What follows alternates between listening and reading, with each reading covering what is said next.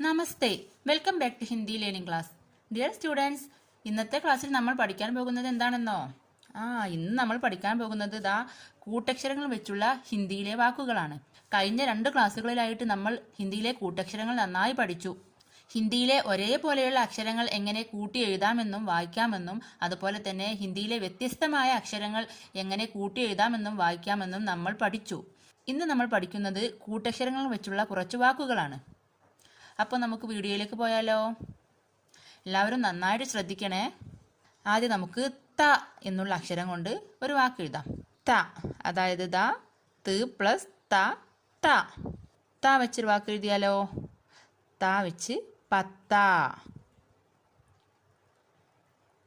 പ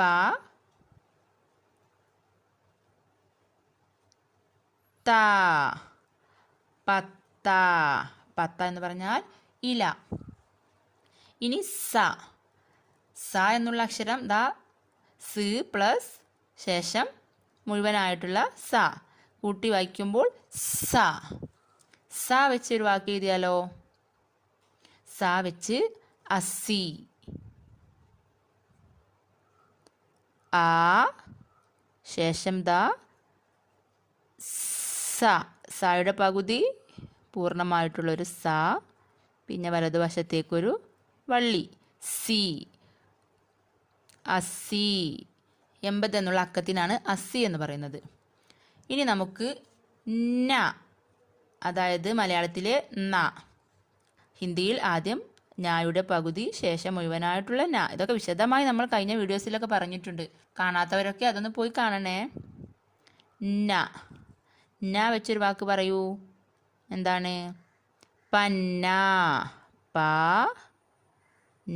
ന, പന്ന. മരതകം. ഇനി എന്താണ്? മലയാളത്തിൽ അമ്മ എന്നൊക്കെ എഴുതുന്ന മ. ഹിന്ദിയിൽ മായുടെ പകുതി ശേഷം മുഴുവനായിട്ടുള്ളൊരു മ. ഒരു ഉദാഹരണം എഴുതിയാലോ? മ എന്ന അക്ഷരം കൊണ്ടൊരു ഉദാഹരണം. ഹിന്ദിയിൽ ഹ, ഹി. ഇടതുവശത്തേക്കൊരു വള്ളി ഇട്ടാൽ ഹി. ഇനി ആദ്യം മായുടെ പകുതി ശേഷം മുഴുവനായിട്ടുള്ളൊരു മ, ഹിമ്മ. ഇനി ഹിമ്മത്ത്. ഹിമ്മത്ത് എന്ന് പറഞ്ഞാൽ ധൈര്യം. ഇനി നമുക്ക് എഴുതേണ്ടത് ല. മലയാളത്തിൽ ല, മുല്ല എന്നൊക്കെ എഴുതുമ്പോഴുള്ള ല. ല എന്ന് ഹിന്ദിയിൽ ഇങ്ങനെയാണ് എഴുതുന്നത്. ലായുടെ പകുതി ശേഷം മുഴുവനായിട്ടുള്ളൊരു ല കൂട്ടി വായിക്കുമ്പോൾ ല കൊണ്ടൊരു എക്സാമ്പിൾ എഴുതാം. എല്ലാവർക്കും കേട്ടു പരിചയമുള്ള ഒരു വാക്കാണിത്. ബായുടെ ഇടതുവശത്തേക്കൊരു വള്ളി ബി. ഇപ്പോൾ എന്ത് വായിക്കും? ബി. ഇനി ലായുടെ പകുതി ശേഷം മുഴുവനായിട്ടുള്ളൊരു ല, എന്നിട്ട് വലതുവശത്തേക്ക് വള്ളി. ഇതെന്ത് വായിക്കും? ലീ. കൂട്ടി എങ്ങനെ വായിക്കും? ബില്ലി. ബില്ലി എന്ന് പറഞ്ഞാൽ പൂച്ച. ഇനി ബായുടെ പകുതി ശേഷം മുഴുവനായിട്ടുള്ളൊരു ബ എന്ന അക്ഷരം വെച്ച് എന്തെഴുതും? ഡിബ. ഡായുടെ ഇടതുവശത്തേക്ക് ഒരു വള്ളി ഇട്ടാൽ ഡി, ശേഷം ബായുടെ പകുതി ശേഷം മുഴുവനായിട്ടുള്ളൊരു ബ. ഡിബ. ഡിബ എന്ന് പറഞ്ഞാൽ പെട്ടി.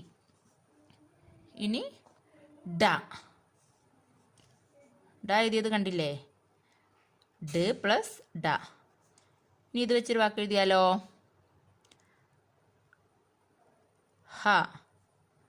ഹഡ്ഡി. ഡ കൂട്ടി വായിക്കുമ്പോൾ ഹഡ്ഡി. ഹഡ്ഡി എന്ന് പറഞ്ഞാൽ എല്ല്. ഇനി നമുക്ക് എഴുതാനുള്ളത് പ വെച്ച് ഉദാഹരണമാണ്. പ എന്ന് ഹിന്ദിയിൽ എങ്ങനെ എഴുതും? പായുടെ പകുതി ശേഷം മുഴുവനായിട്ടുള്ളൊരു പ കൂട്ടി എഴുതുമ്പോൾ പ വെച്ച് എന്തെഴുതും? ചപ്പു. ച പ, താഴെ ഒരു കർവ്, ചപ്പു. ചപ്പു എന്ന് പറഞ്ഞാൽ തുഴ. തോണിയുടെ തുഴ കേട്ടിട്ടില്ലേ? ഇനി ണ ണ എന്ന് നായുടെ പകുതി ശേഷം മുഴുവനായിട്ടുള്ളൊരു ണ. ണ വെച്ചിട്ട് നമുക്കൊരു പേരെഴുതിയാലോ? എല്ലാവരും കേട്ടൊരു പേരാണേ. എൻ്റെ കൂടെ ഞാൻ എഴുതുന്നതിന് കൂടെ വായിക്കണേ. ക ണ ന. എങ്ങനെ കൂട്ടി വായിക്കും?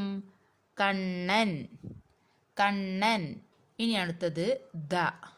ദ എന്ന അക്ഷരം ദാ ഇതുപോലെയാണ്. The plus the. The the എന്ന അക്ഷരത്തിനുള്ള ഉദാഹരണമാണ്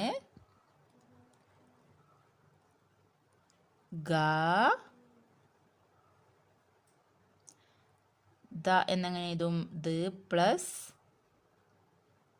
ദ. ദ എന്ന് സൂചിപ്പിക്കുന്നത് ദ അക്ഷരത്തിൻ്റെ താഴെ ഇങ്ങനെ ഒരു വര ഇട്ടിട്ടാണ് ദ എന്ന അക്ഷരം സൂചിപ്പിക്കുന്നത്. അപ്പോൾ നമുക്ക് ഗദ്ദ എന്നാണ് എഴുതാനുള്ളത്. അപ്പോൾ ഗ ദ ശേഷം വലതുവശത്തൊരു വര ഇട്ടാൽ ദ എന്ന് വായിക്കും. ഗദ്ദ. ഗദ്ദ എന്ന് പറഞ്ഞാൽ മെത്ത. ഇതാ കണ്ടില്ലേ? ഇന്ന് നമ്മൾ കൂട്ടക്ഷരങ്ങൾ വെച്ച് കുറച്ച് വാക്കുകൾ പരിചയപ്പെട്ടു. ഇതുപോലെയാണ് അക്ഷരങ്ങൾ കൂട്ടി എഴുതുമ്പോൾ ഹിന്ദിയിലെ വാക്കുകൾ എഴുതുന്നത്. ഇതൊക്കെ പഠിക്കണമെങ്കിൽ ആദ്യം എല്ലാവരും ഹിന്ദിയിലെ അക്ഷരമാല നന്നായിട്ട് പഠിക്കണം. സ്വരാക്ഷരങ്ങളും വ്യഞ്ജനാക്ഷരങ്ങളും ഒക്കെ വിശദമായി പറയുന്ന വീഡിയോസൊക്കെ ഞാൻ മുന്നേ പോസ്റ്റ് ചെയ്തിട്ടുണ്ട്. എല്ലാവരും അതൊക്കെ ഒന്ന് പോയി കാണണേ. അപ്പോൾ ഇന്നത്തെ വീഡിയോ എല്ലാവർക്കും ഇഷ്ടപ്പെട്ടെന്ന് കരുതുന്നു. ഇഷ്ടപ്പെട്ടാൽ ലൈക്ക്, ഷെയർ, സബ്സ്ക്രൈബ്.